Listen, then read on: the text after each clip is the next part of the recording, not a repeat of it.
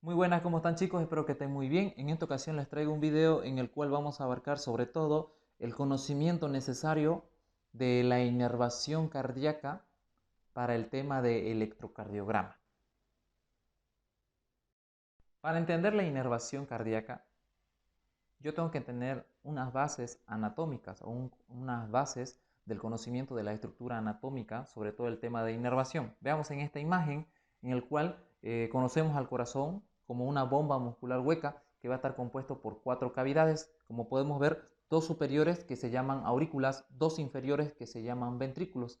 Obvio, las superiores llamadas aurículas también pueden llamarse o también las conocen como atrios. ¿Sí? Cabe recalcar que también las 4 cavidades deben de estar separadas por estructuras anatómicas, como ser las aurículas van a estar separadas por una estructura llamada tabique interauricular y los ventrículos van a estar separados por un tabique interventricular. ¿Por qué es necesario? Porque cuando vean el tema de fisiología, en fisiología lo dividimos al corazón en 2 estructuras funcionantes, como ser el corazón izquierdo que va a trabajar con sangre oxigenada y un corazón derecho que va a trabajar con sangre desoxigenada o con baja cantidad de oxígeno. Así lo dividimos en cuanto a fisiología, pero anatomía nos dice que son 4 cavidades y que van a trabajar con un líquido vital denominado sangre. Esa sangre va a moverse por todas las cavidades del corazón y que la función importante del corazón es expulsar la sangre.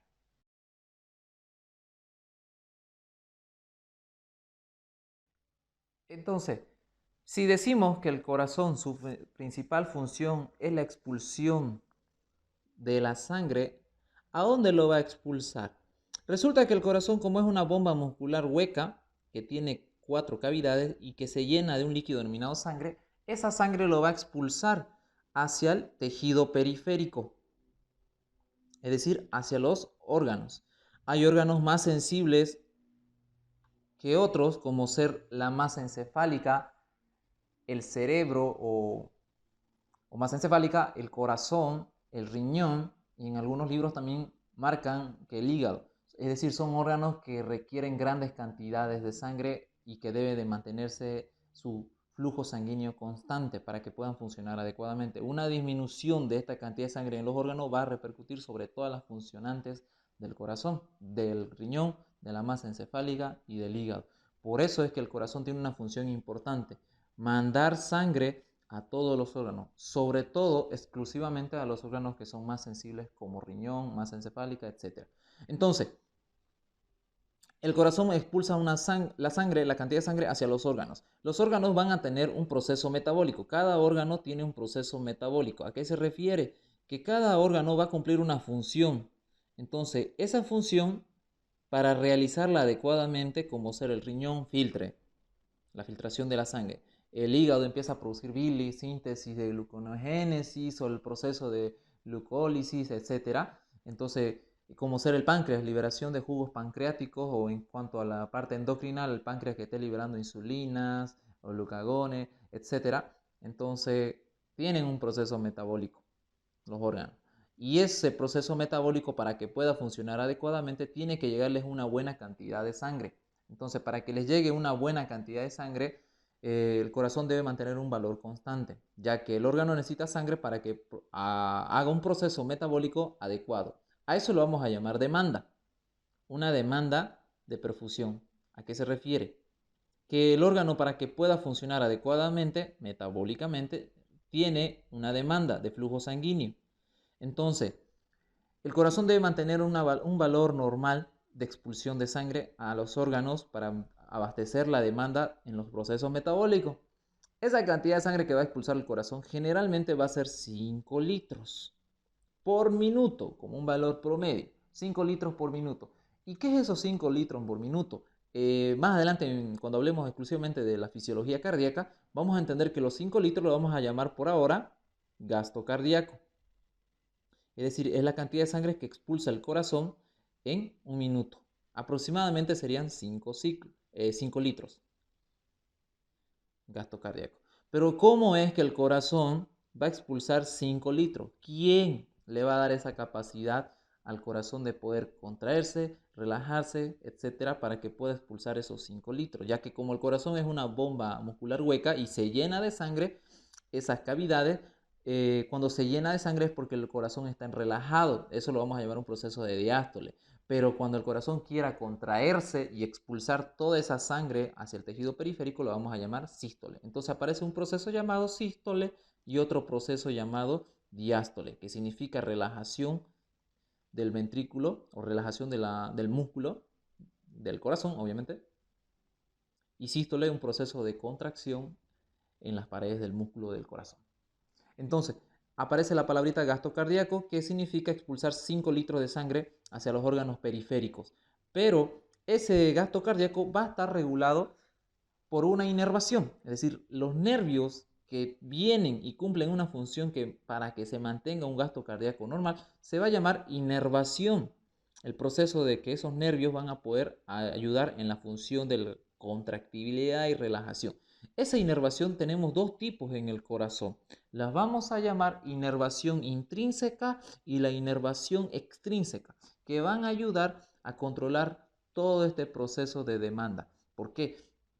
Porque va a existir procesos en el cual, por ejemplo, van a haber personas que hagan mucho más ejercicio o estén en un deporte extremo o deportes con gran esfuerzo físico. Es obvio que los órganos en ese momento van a tener mayor proceso metabólico, como ser el corazón va a tener que trabajar más para abastecer.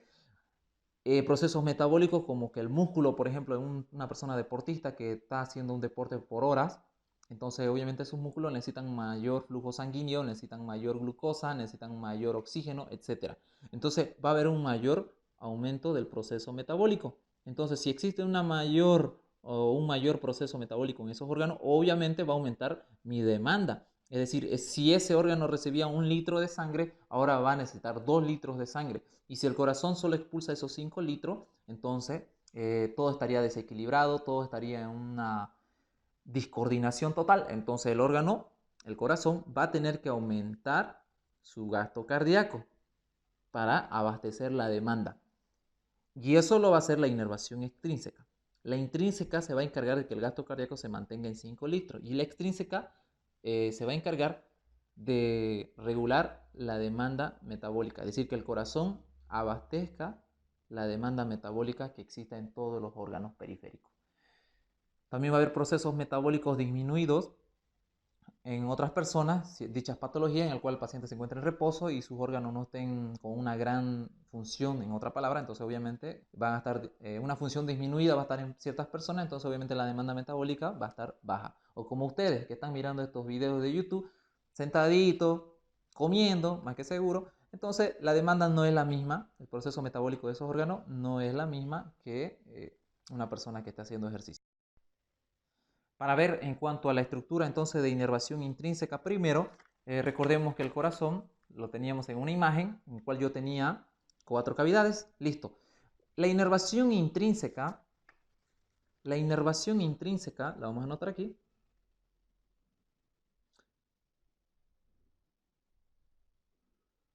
va a ser lo que nosotros conocemos como el aparato cardionector del corazón. ¿A qué se refiere?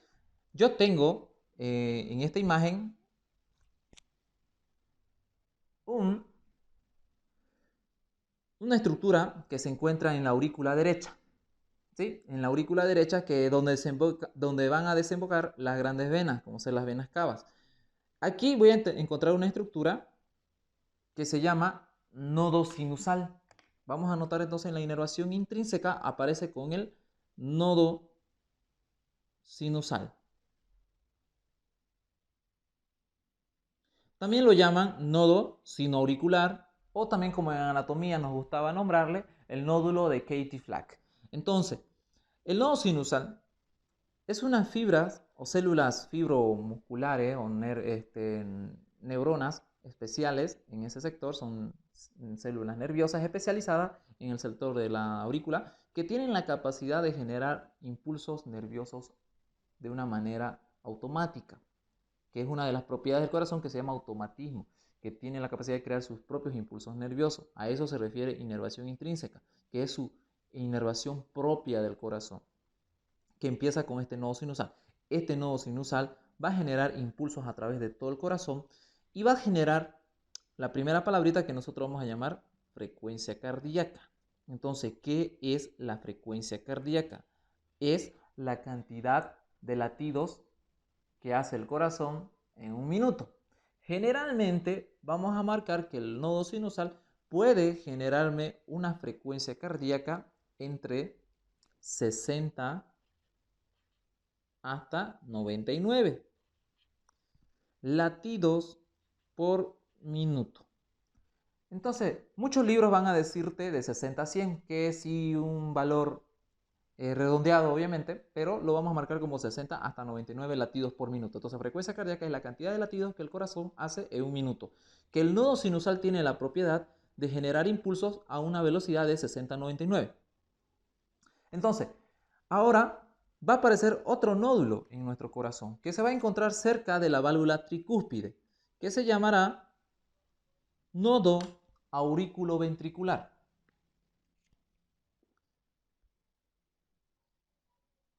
Nodo auriculoventricular. Ese nodo auriculoventricular tiene la capacidad también de generar impulsos nerviosos. Como es un tejido con la propiedad de automatismo de crear sus propios impulsos, vamos a decir que el nodo auriculoventricular va a generar una frecuencia cardíaca de aproximadamente entre 40 latidos, 40 hasta 60 latidos por minuto.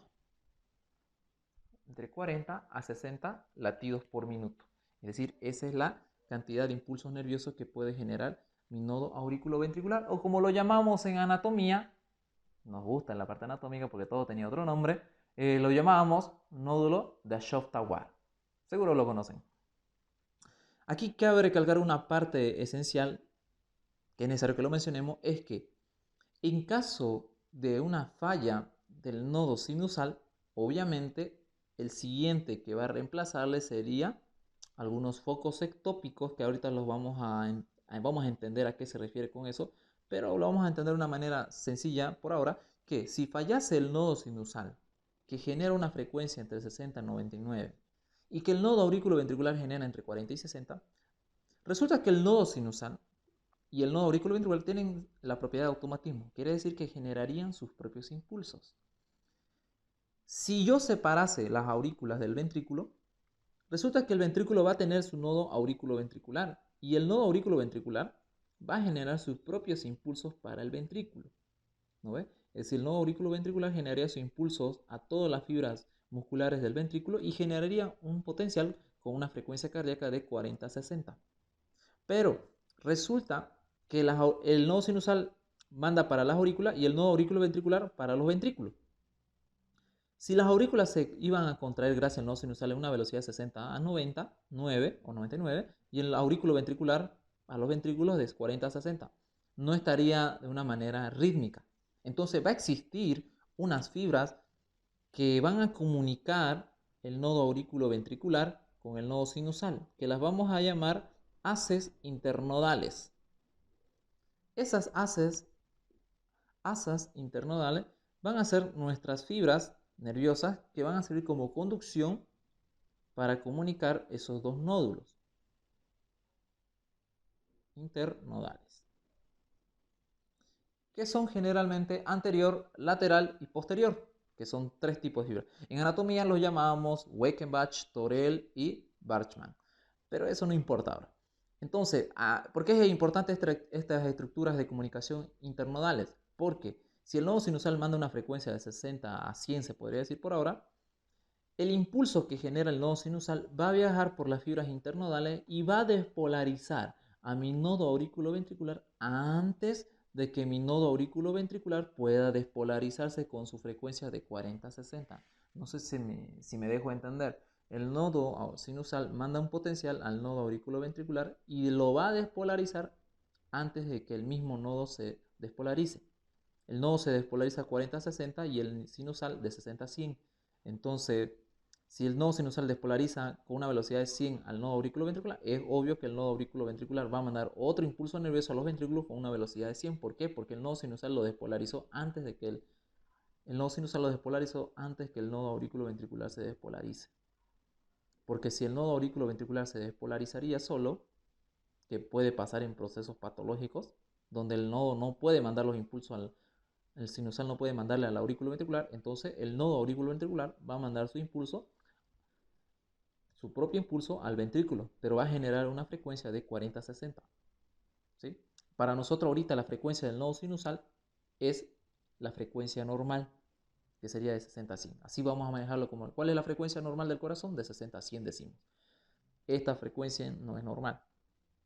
Bueno, entonces, después del nodo aurículo ventricular va a aparecer otro que lo vamos a llamar, que está debajo del nodo aurículo ventricular, empieza como una prolongación.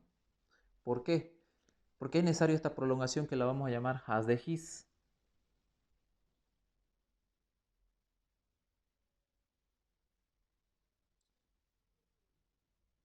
Porque existe una fibra o unos tejidos conectivos, obviamente, que separan la aurícula de los ventrículos. Se llama, obviamente, tabique aurículo-ventricular. ¿A qué se refiere?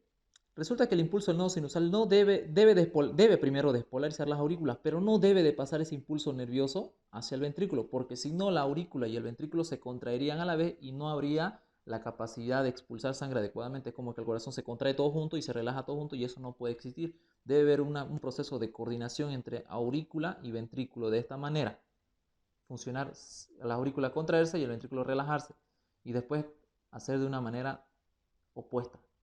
Esa propiedad la va a hacer este tejido que va a separar las aurículas del ventrículo. Entonces, pero el impulso nervioso no puede viajar hacia el ventrículo.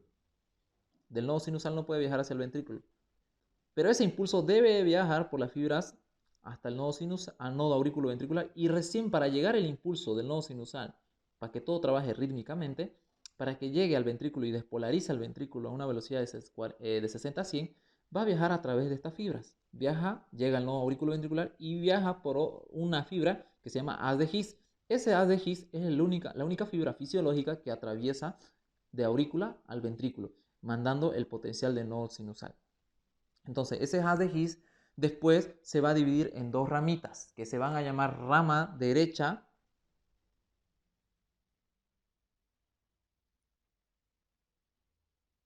y rama izquierda.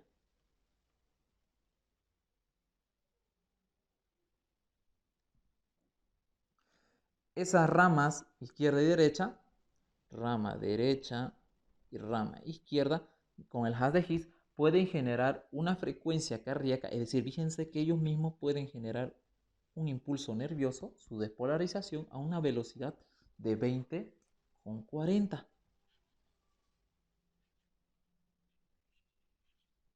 latidos por minuto. Entonces, si yo me doy cuenta que el nodo sinusal hace de 60 a 100, 40 a 60 el aurículo ventricular, o las ramas derecha e izquierda, o el haz de His de 20 a 40.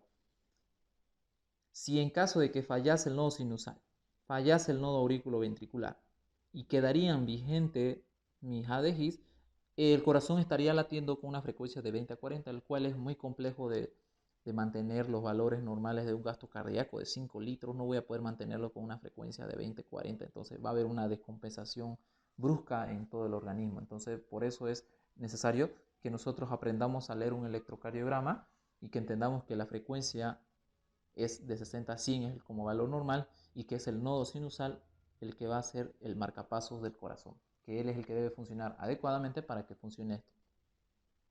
Hablando ahora de la otra inervación, se va a llamar inervación extrínseca. Esta está fácil, por eso lo mezclé en este video de una vez para no estar haciendo otro video y separarlo todo. La inervación extrínseca y la inervación intrínseca. La intrínseca es la inervación propia del corazón que le da la propiedad de automatismo al corazón, que va a ser la capacidad que el corazón se empieza a bombear por sí solo. Cuando ustedes vean una práctica donde se saca el corazón, por ejemplo, a algunos pacientes, por ejemplo, en el libro de Dubin, por ejemplo, menciona cómo se saca el corazón de un sapito y él automáticamente se lo corta todo, vasos, todo eso, el corazón queda suelto de un hilo y resulta que el corazón empieza a latir por sí solo, porque eso es la propiedad de la inervación intrínseca, el automatismo, la capacidad de generar sus propios impulsos del corazón. Pero la inervación intrínseca solo tiene una capacidad de que puede generar una frecuencia de 60 hasta 100. Quedamos 100 para redondear los 99. Entonces, esa es su frecuencia normal. Pero hemos dicho que había procesos donde necesitábamos una mayor demanda o teníamos una mayor demanda metabólica por algunos órganos, como en el ejercicio, etcétera, donde mi gasto cardíaco, que era 5 litros, no abastecía.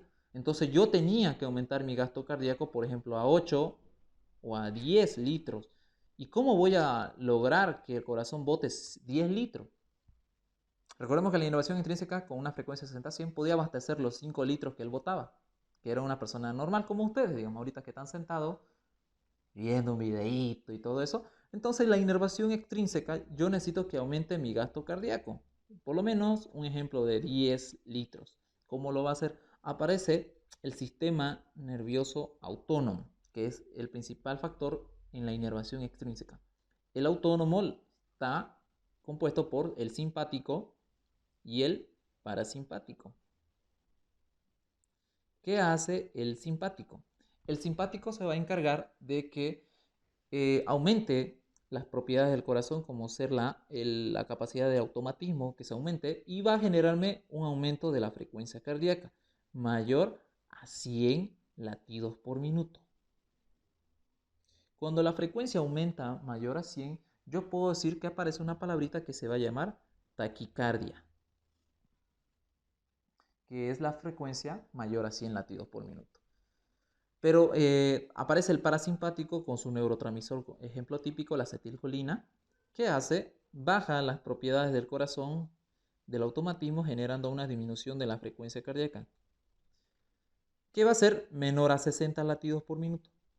Cuando la frecuencia está menor a 60 latidos por minuto, yo puedo decir que el corazón está haciendo bradicardia. Entonces yo tengo una palabrita ahora que estamos conociendo que se llama taquicardia y bradicardia, que es disminución de la frecuencia cardíaca y aumento de la frecuencia cardíaca. ¿De cuánto? Mayor a 100 y menor a 60. Cabe recalcar que las frecuencias que estamos hablando ahora son en personas normales y no en niños o adultos, que en adultos es menos la frecuencia cardíaca, en tercera edad obviamente, mayores de edad, abuelitos, ancianitos, pero en los niños es una frecuencia mucho mayor, que eso sería dentro de lo normal para los niños, 120, 140, pero eso es otro cuento, ¿está bien? Ahorita estamos hablando de una inervación de un adulto. Ahora, con este conocimiento yo puedo hallar en el electrocardiograma mi frecuencia cardíaca, que lo vamos a ver en el siguiente video. También existe, me estaba olvidando, también existe, para que quede claro, las ramas derecha e izquierda cuando viajan por todo el músculo del ventrículo, resulta que van a dar unas pequeñas ramitas que ya serían las fibras terminales en la masa muscular del sistema nervioso intrínseco, que se van a llamar fibras de Purkinje.